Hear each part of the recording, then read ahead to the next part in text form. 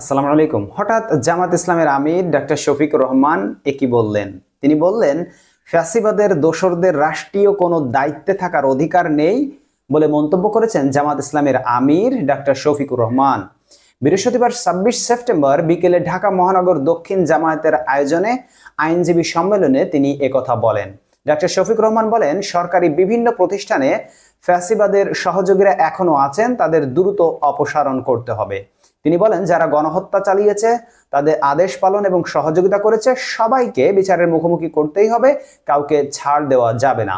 জামাত আমির বলেন, ফ্যাসিবাদ পতনের আন্দোলনের শহীদরা জাতীয় বীর, তাদের টাকা দিয়ে মাপা যাবে না। শহীদদের আমরা দলীয় সম্পদ বানাতে চাই না।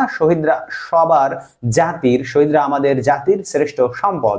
তিনি বলেন, শহীদদের প্রতিটি পরিবার থেকে একজন করে সরকারি চাকরি দিতে হবে, এটা রাষ্ট্রীয় দায়িত্ব।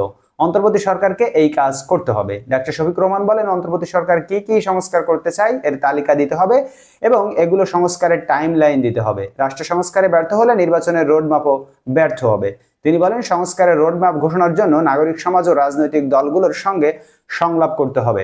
ভোটের আগে সংস্কার কাজগুলো সম্পন্ন হলেই কেবল নির্বাচনী রোডম্যাপ সফল হবে। জামাতের আমির আজকে যে কথাগুলো বলেছেন ডক্টর শফিকুর রহমান অত্যন্ত যৌক্তিক কথা বলেছেন, যে এই যে অন্তর্বর্তী সরকার, তাদেরকে অবশ্যই রোডম্যাপ দিতে হবে যে তারা কি কি সংস্কার করতে চায়, কোন কোন পদ্ধতিতে সংস্কার করতে চায় এবং কতদিন সময় লাগবে, কিভাবে তারা নির্বাচন করবে, সবগুলোর একটা রোডম্যাপ, একটা টাইম লাইন এই যে রাজনৈতিক দলগুলো আছে, যেমন বিএনপি, জামায়াত ইসলামী সহ অন্যান্য ছোট ছোট যে রাজনৈতিক দলগুলো আছে, সবাইকে এই তাদের যে টাইম লাইন সেটা দেখাতে হবে যে আমরা এইভাবে আমরা এই সংস্কারগুলো করবো এবং এতদিন টাইম লাগবে, এরপরে আমরা সুষ্ঠু নির্বাচন দেব।